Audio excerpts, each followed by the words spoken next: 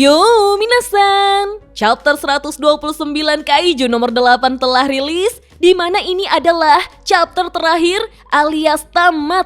Sebelum saya lanjut, siapa tahu ada yang ingin berdonasi, silakan klik link Saweria yang ada di deskripsi ya. Tertulis pada panel awal, dia mempercayakan hari esok padanya. Dia yang dimaksud adalah Kepala Komandan Shinomiya yang mempercayakan hari esok pada Kafka. Diawali dari monolog Kafka bahwa hal terakhir yang dia lihat pada saat itu adalah sosok Kepala Komandan Shinomiya yang perlahan menghilang. Seharusnya Kafka musnah bersama Kaiju nomor 8, tapi Kafka mendapati dirinya kembali membuka mata. Di sebuah rumah sakit milik pasukan pertahanan, dokter dan perawat terkejut melihat Kafka yang akhirnya terbangun kembali.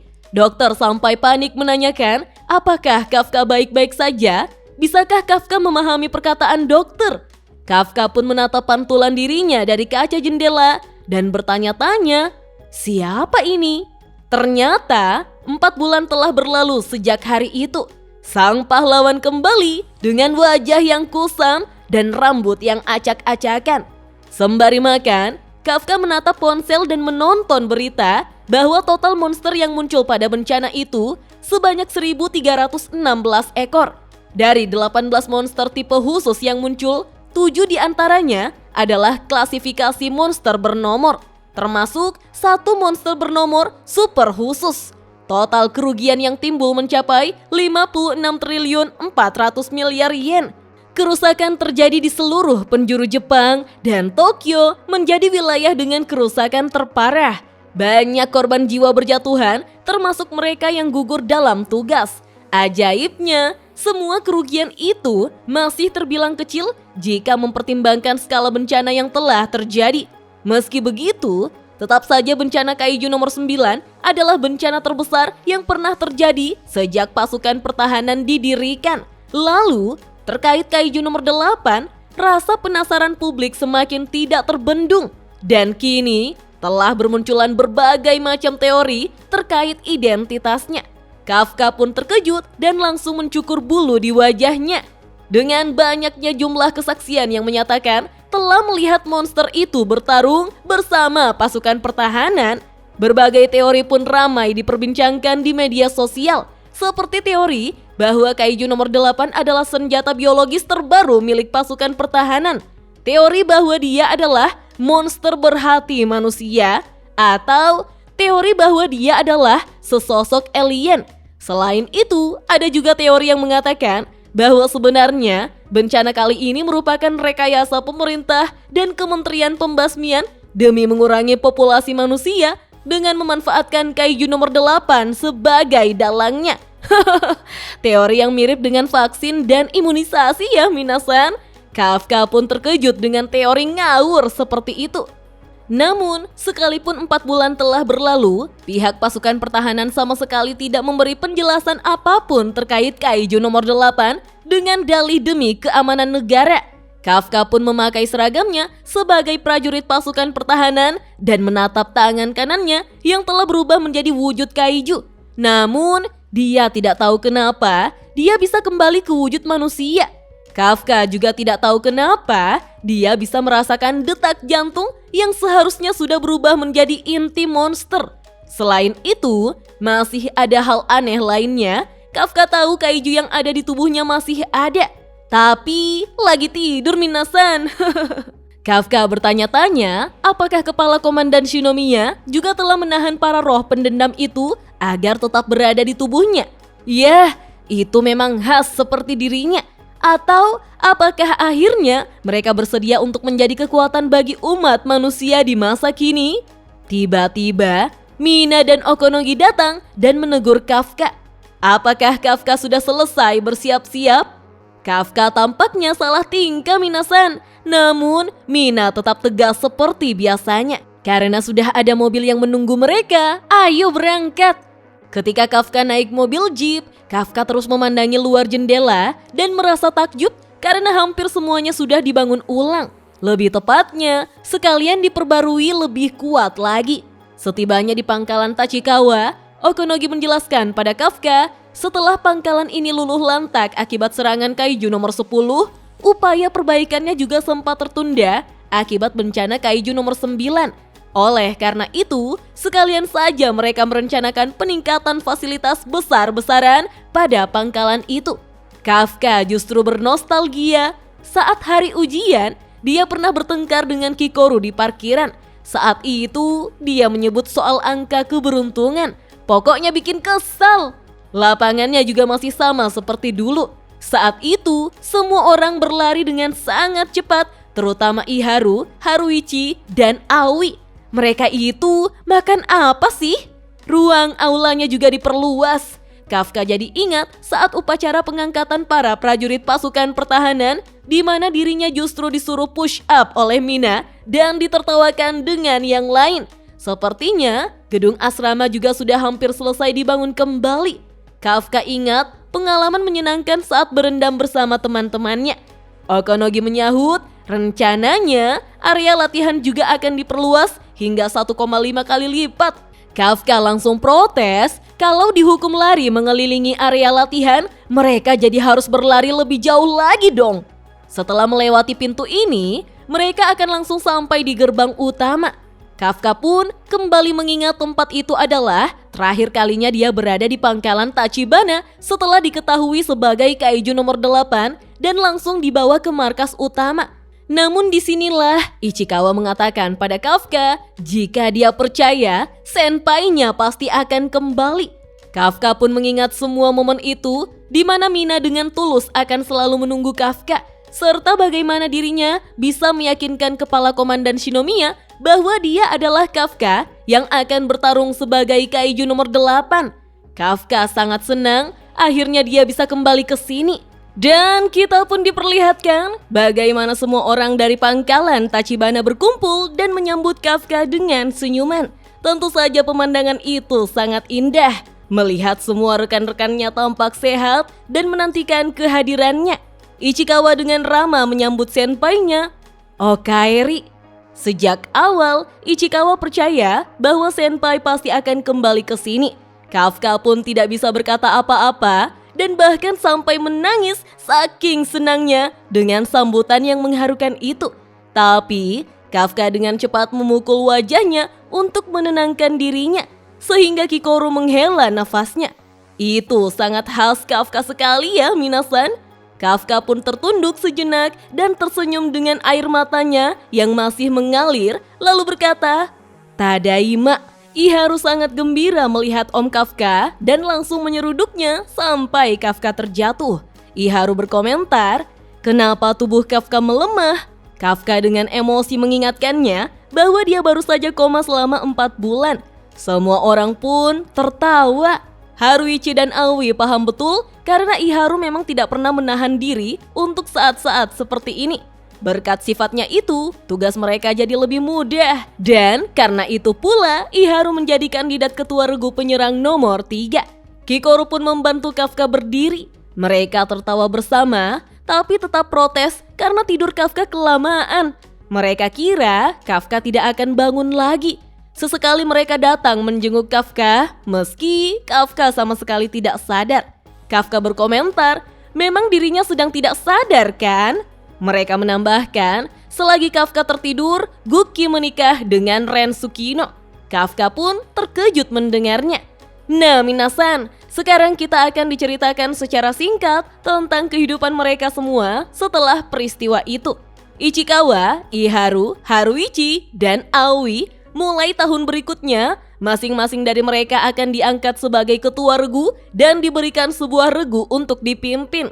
Hasilnya, Divisi Analisis dari Markas Pusat menilai bahwa saat ini Unit 3 memiliki kekuatan tempur yang setara dengan Unit 1 dan tengah memasuki masa keemasan mereka. Terlihat ada baliho raksasa yang memperlihatkan Mina dan Hoshina di berbagai tempat.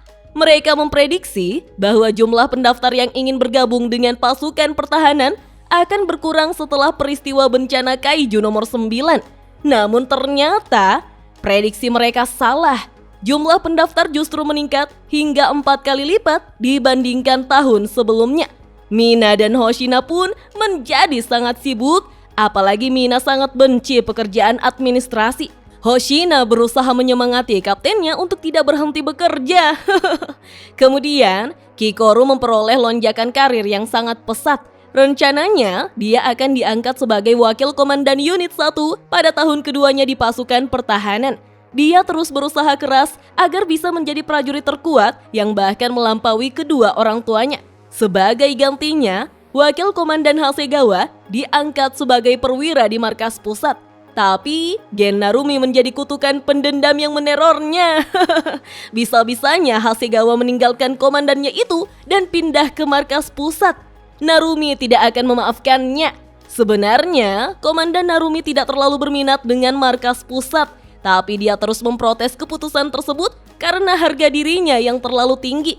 Kata-kata Kikoru lalu menjadi penenang Narumi. Menurutnya, sudah seharusnya orang yang menjabat sebagai komandan unit 1 adalah sosok yang memegang status sebagai prajurit terkuat. Kalau bukan Komandan Narumi, lantas siapa lagi yang pantas memikul jabatan itu? Tentu saja Narumi langsung mempercayainya dan menjadi tenang. Padahal Kikoru berniat untuk merebut jabatan itu dari Narumi suatu hari nanti. Selain kekuatan tempur, Kikoru juga telah berkembang dalam aspek yang lain ya minasan.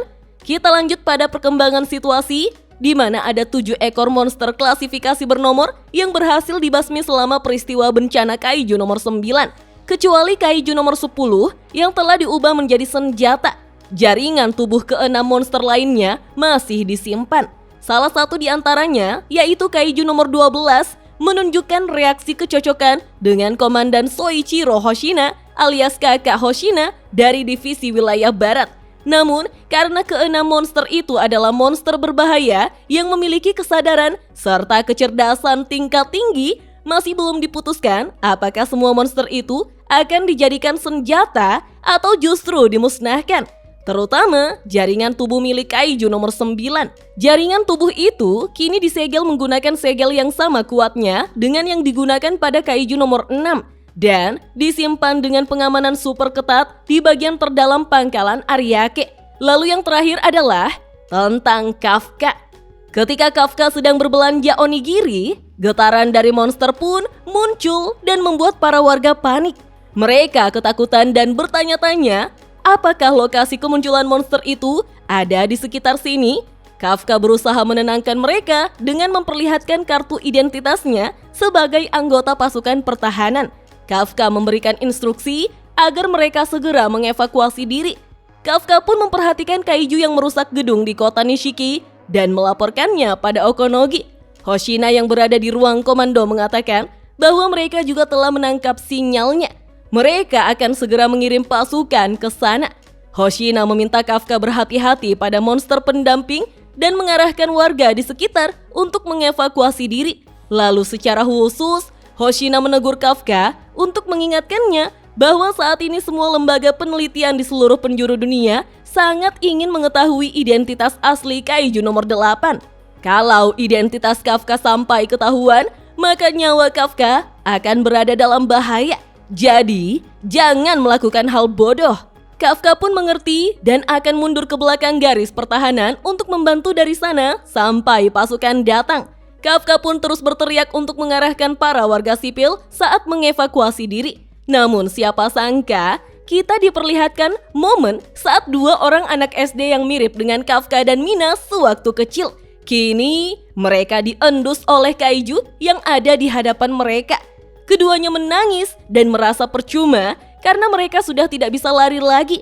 Namun, gadis kecil itu menguatkan dirinya karena dia memiliki impian untuk menjadi prajurit pasukan pertahanan. Karena itulah, dia tidak takut pada monster yang ada di hadapannya. Gadis kecil itu kini berdiri dan mengangkat tongkat kayu untuk menyerang Kaiju itu. Sementara anak lelaki di sampingnya masih ketakutan bahkan kesusahan bernafas. Tapi ketika dia melihat papan baliho raksasa di mana Mina tampak menginspirasi generasi selanjutnya, anak lelaki itu pun mengambil batu. Karena mereka sudah tidak bisa lari lagi, jadi sekalian saja mereka akan bertarung. Wah, ini adalah pemandangan yang sangat keren minasan. Seperti memperlihatkan Mina dan Kafka sewaktu kecil yang mengikrarkan janji mereka untuk bertarung bersama melawan Kaiju. Di saat kaiju itu mulai mengamuk dan nyaris menelan kedua anak kecil itu, siapa sangka Kafka datang untuk menyelamatkan kedua anak kecil dengan masa depan cerah itu. Diceritakanlah, setelah bencana kaiju nomor 9 berakhir, Kafka berhasil mendapatkan kepercayaan penuh dan diizinkan untuk bergabung secara resmi dengan unit 3. Kini, dia tergabung dalam sebuah regu baru yang bertugas menganalisis monster secara langsung di lokasi kemunculan mereka, serta menjadi ketua dari regu analisis tersebut.